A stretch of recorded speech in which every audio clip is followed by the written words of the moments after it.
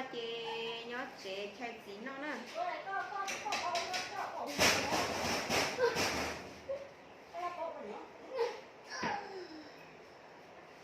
Cô lấy chưa?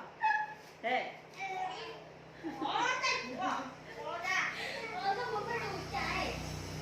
Ăn một.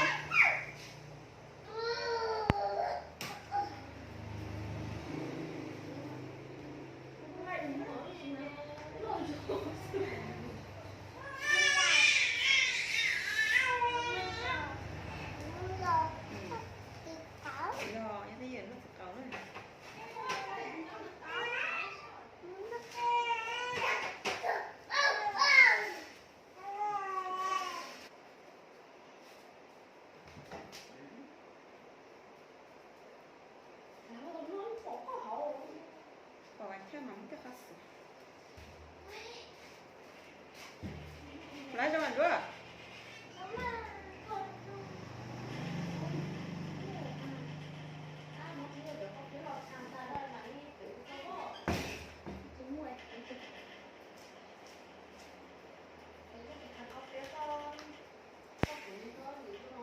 Cái đưa lúc nãy là đưa trên được không?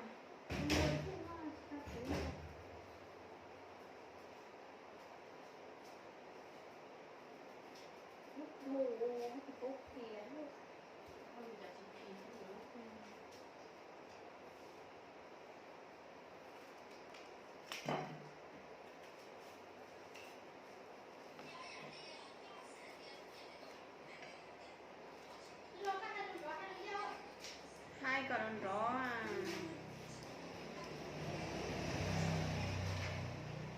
Gì cá cha nó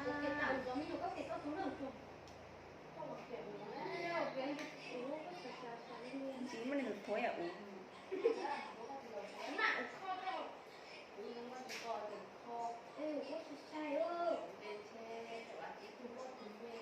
nó có ta cái này ra sẽ tại cái nồi ra tôi tụi mẹ đi nịt pi tôi cái này hai đứa ta ngồi đi soi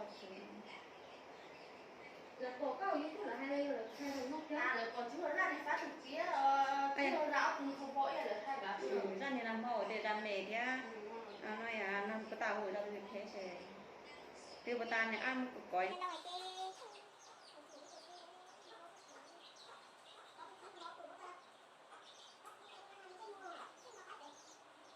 nhưng mà phải đen nữa chứ cái nào liền nè.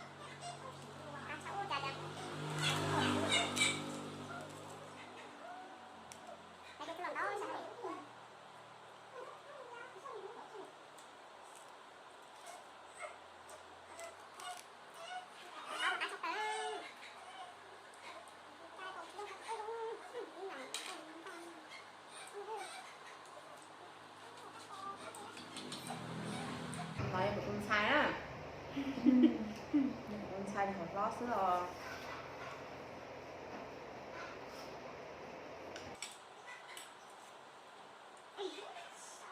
anh hôm nay có cái anh cũng phải có cái anh có nó không đúng rồi.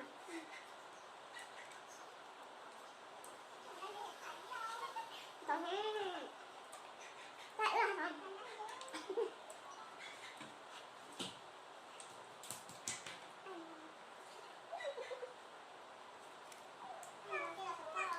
Cái con mắt cho nó ăn cái nó món này đó là không có món nó cắt đây.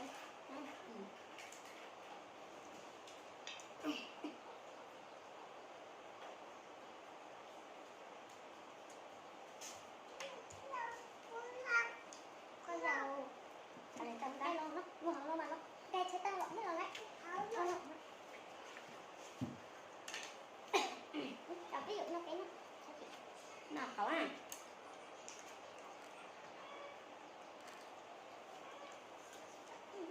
Ngon quá, ngon quá. Nó được chưa? Được chưa? Đậu là được chưa? Nó con sạch xíu. Đúng nhỉ? Nào. Cái chuyện của chị tờ. Em nhớ thầm bò.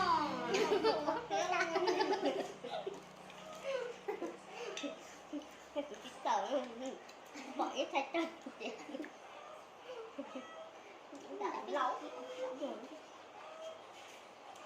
sao có nào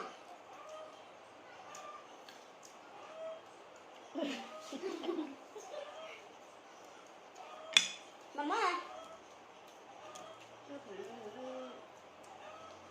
gì vậy làm gì nó nói đó con mà cái gì không cũng do bên cũng không nén nhẹ số để tài khổ trăm một thôi hả? Mà mua anh ơi, mà mua. Là để cái gì nhỉ? Cũng đủ số cái ớt có con đời không? Sao không được đấy? Có cái chuốc đâu con nhỉ?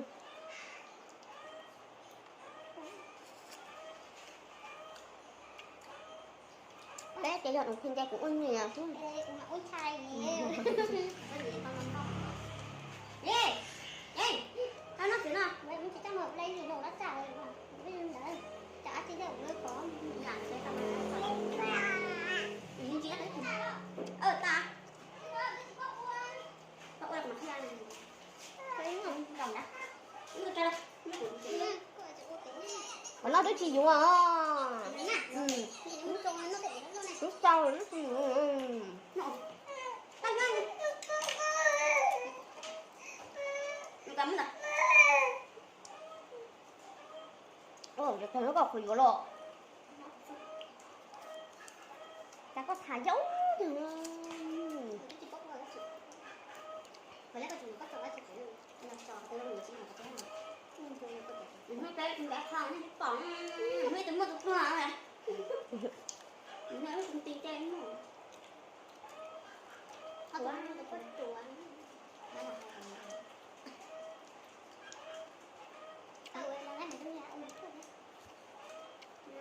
trong một chuyện ngủ cũng á anh á đó là nó tự đơn khác ngủ thật à không có là trên tao không luôn còn hát không dưới chưa em lệnh chơi còn chú mà em rất uống thế thôi đó để con lấy nhà tổng nhà sao nó còn con lại à cậu em cũng khen cảnh tại cũng không ăn được chữ ngon cái ngon có chỉ tông thôi lại mà lại cái tao chiều cái tên là nghiền đâu tao nghiền là nhở vào cả dùng thằng nè giờ những cái mà cũng ấy rồi đó không có à nó á chị rồi nó lá dùng còn lá nhỉ dùng rồi tôi nó gọi nó chỉ nào nè này tao cho ăn kìa cái nọ chọn họ đi dầu chỉ dầu phần con dầu cà phê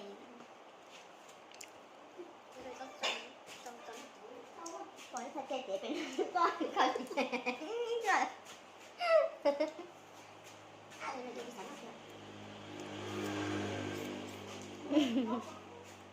rồi em lấy em nó tiền nó cho đi mua. Yeah, đấy.